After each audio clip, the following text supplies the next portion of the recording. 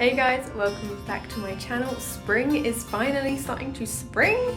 I am excited, I am happy, I am very much a spring and summer person. I do not like the winter.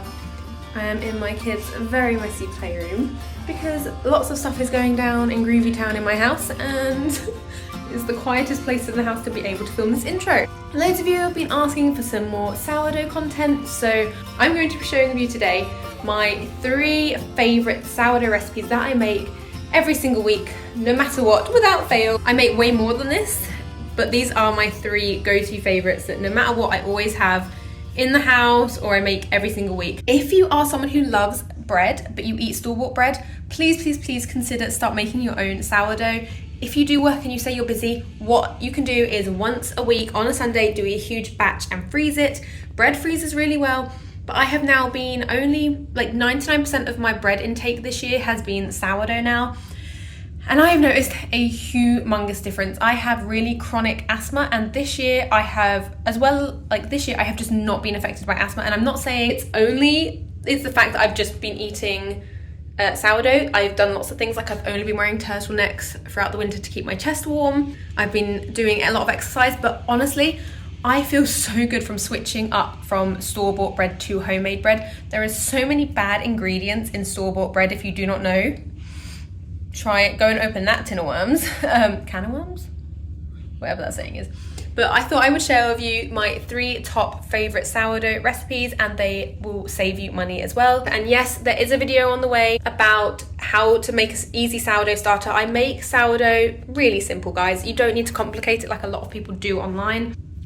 And I'm going to throw it out there on this video because if you're watching this video, it means you might have an interest. I've started to make a sourdough recipe book. I don't know if I'll ever show it or share it, but is anyone interested in that? If I make a sourdough recipe book, would anyone want that? And I'm talking like sourdough recipe book for like kids. It is step-by-step picture for every single thing you need to do when you need to do it, because people overcomplicate sourdoughs and it doesn't need to be complicated. It's amazing, it's joyful, I love it. It's changed my life, sourdough, and I know that sounds dramatic, but it has. Would you be interested in a sourdough recipe book? Because I feel like I've perfected so many recipes now and I'm so proud of them. If you are interested, please let me know down below. It might make me work harder and actually maybe get this out if people are interested. If not, then I'll just be making it for myself, which is what I started doing. I started to make it for myself, to have all of my recipes that I have perfected collected down for me to remind myself. But let me know if you'll be interested in that. Let's get straight to the video. To make these quick sourdough burger buns, we start with 100 grams of sourdough starter. You can use discard. I use my sourdough as it's all fresh. I don't really collect discard like other people do. I do it a bit differently, but 100 grams of sourdough starter. And then I add in 200 grams of warm water and about a teaspoon, sometimes a teaspoon and a half of yeast. I add in probably about a tablespoon of sugar. Any sugar will do, and you can replace this with honey. After about 5 minutes, I add in about a tablespoon of olive oil, as well as about a teaspoon of sea salt. And then add in 450 grams of flour. I use organic strong bread flour that I get from Shipton Mill, but you can use plain flour for this as well. Any cheap flour will do. Right at the end, before you mix it all together, we're going to add 1 egg. Then I'm going to put this in my stand mixer until it is completely combined into a nice silky soft dough. I tend to oil a large bowl that I can then place the dough into and let that sit and prove for about an hour or 2 until it is double in size, like you can see here. Once it is doubled in size, I'm going to roll it out into a ball on a clean work surface. I don't dust the work surfaces. Once you've learned how to work with sourdough, you often tend not to, and then you get a better result if you don't dust. I'm going to split the dough into 8 equal sizes and roll them into a ball. I use a method where I kind of pull it against the work surface and stretch out that way. Once all 8 are in nice neat balls, I get a damp hand and press down as much as I can because these puff up and I want them to be wider rather than just really high. So if you press them out as much as possible, you let them then sit on the side for 30 minutes is about right. And during this time, I preheat my oven to, normally the average is about 200 degrees. After about 30 minutes and the oven is fully preheated, I place them in the oven for about 16-ish minutes until they are slightly golden. This probably isn't as golden as I normally go for, but after they come out, I immediately coat them all in butter, and then you cover them with a dry tea towel to let them soften and sweat for a few minutes until they've cooled down slightly, and then they're good to be used. I've tried a few and then I've adapted them to make my own, and this is my favourite that I've found so far. My next sourdough recipe for you that I make every single week is my "a bagel a day keeps the doctor away" sourdough recipe, and I do truly believe this. I believe my sourdough bagels are magical. This recipe will make you 16 bagels, and trust me, you're gonna want to make that many because you will get through them.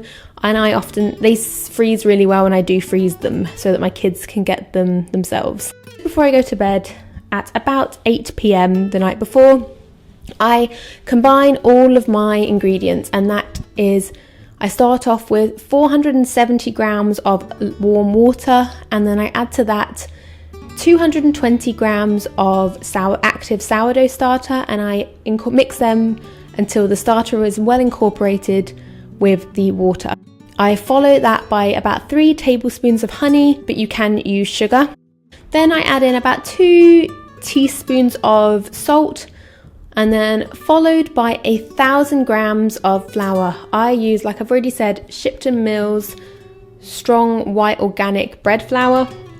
But you can use most flours, like they'll have different textures if you don't use white flour, but give it a try with other flours. I have tried it with whole wheat flour, half whole wheat and half strong bread flour, and that worked too. And then I add this to my stand mixer, and it mixes until it is really well incorporated.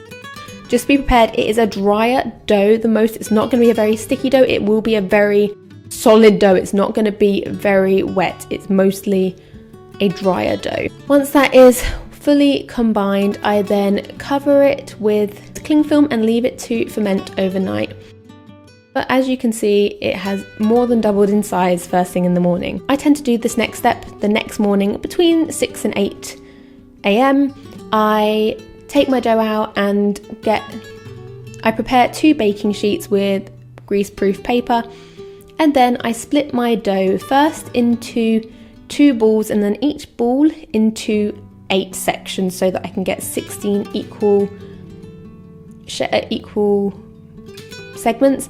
And I don't normally weigh most out, but I do weigh these out until they're all about 100 grams each, which is roughly what they should weigh.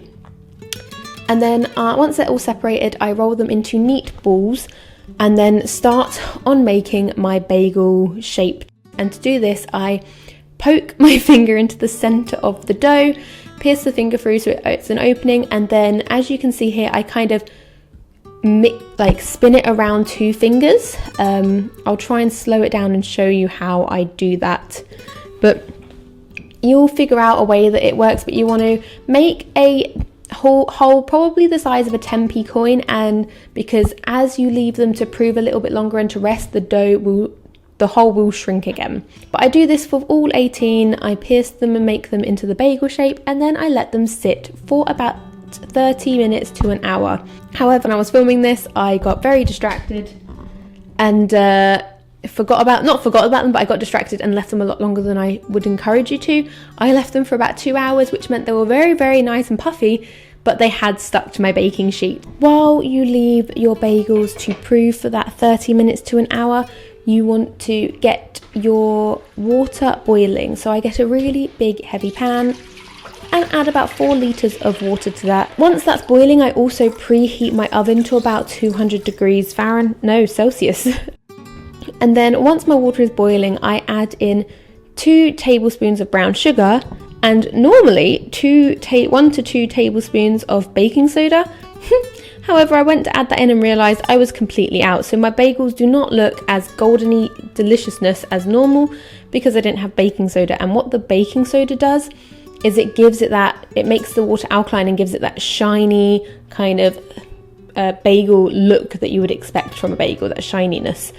But I didn't have that today, so when you see my bagels at the end and they don't look as good as they normally do, that is why. But once the water is boiling, I then add my bagels in 4 at a time. And you can see that I really struggled getting my bagels off the baking sheet, and that was because I let them prove for too long. But I add in about 4 at a time, and I boil them for 1 minute on one side, and then I flip them over and boil them for another minute on the other side. I do that with all 16, and then I place them in the oven for about 15 minutes, but I keep an eye on them after that 15 minutes because sometimes they do need a bit longer, up to about 20 minutes. So keep an eye on them until you're used to this recipe, and then you'll know a bit more what you're looking for. After the 15 to 20 minutes are up, I take them out, I let them cool, and they can be eaten straight away. What I tend to do with the big batch is I tend to cut them in half, put a little bit of grease-proof paper in the middle, and I freeze them.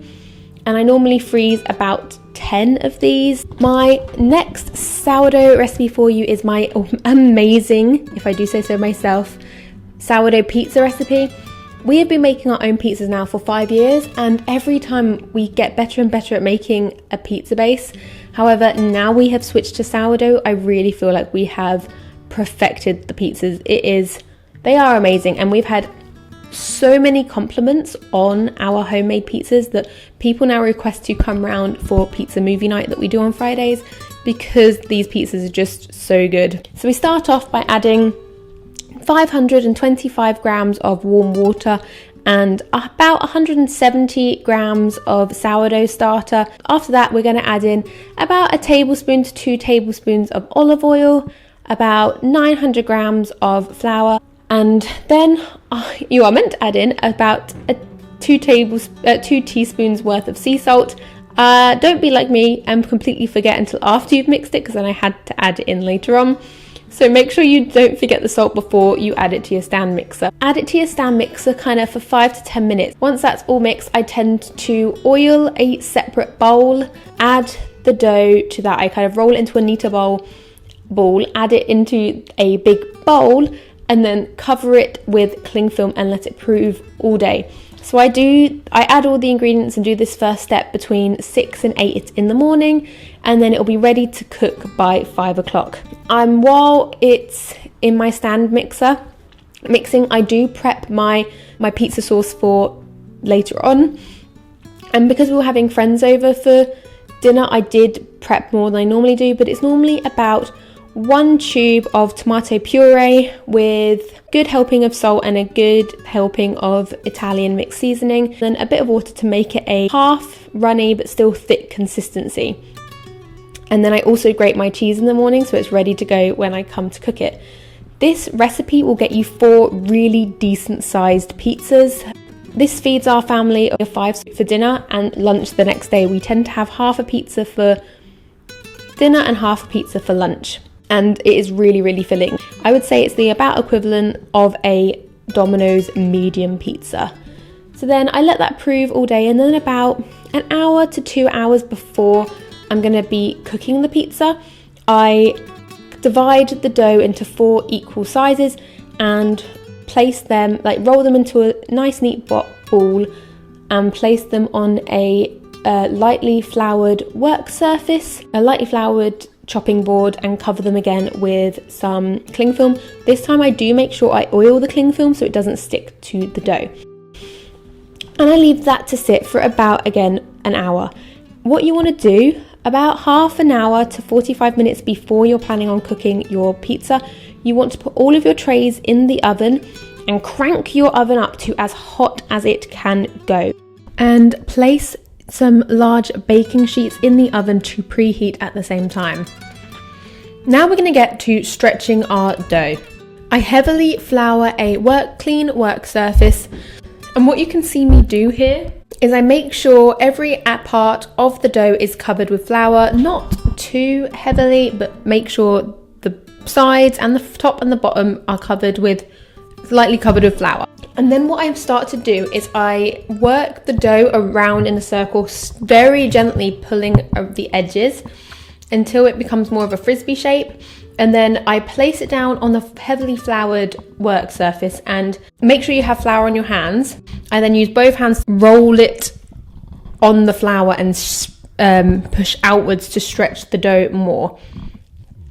And then right at the end, I'm pressing down around the edges to create a more puffy crust with my fingers. And I'm going to transfer this to a really hot baking tray, which doesn't always go very smoothly. Joel is much better at this than I am, and he does often do this part.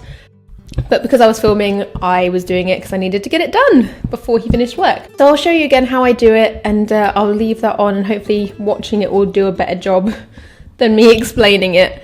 And it is something that is really tricky the first time you do it, but once you have had a few goes at practicing, it does get easier. Once it's on the hot baking sheet, I stab it with a fork all the way around into the center, and then I pre-bake the base until it is very lightly golden, probably about half cooked. At this point, I take it out and I top it with the tomato puree pizza sauce that I made earlier, then with some cheddar cheese, and I top it with a bit of mozzarella. And you can at this point top it however you want. And I normally do a layer of cheddar cheese, put any of the other toppings I would like on before topping it with mozzarella, and then I bake it until the cheese on top has gone all golden and crispy. And this was probably the worst pizza of the bunch, and I don't know why this is the only one I managed to film. Pizza nights can get quite busy. The kids are running around and getting all excited about movie night, so I didn't actually get loads of pictures or film of the pizzas, but they do normally look even better than this. And I don't have a timer on these things. It does completely depend on your oven. If your oven can go a lot hotter than mine, it won't take as long, but I'm guessing they're in the oven for 5 minutes probably when they're pre-baking the base, and then another 7-ish minutes when they're in the oven. But really keep an eye on it the first time you make these, and just gauge when you think it's ready how you want. As long as you pre-bake your bases, then you should be fine. If you do pre-bake your base and you find that when you cut into it, it is still a bit raw, next time just pre-bake it for that bit longer.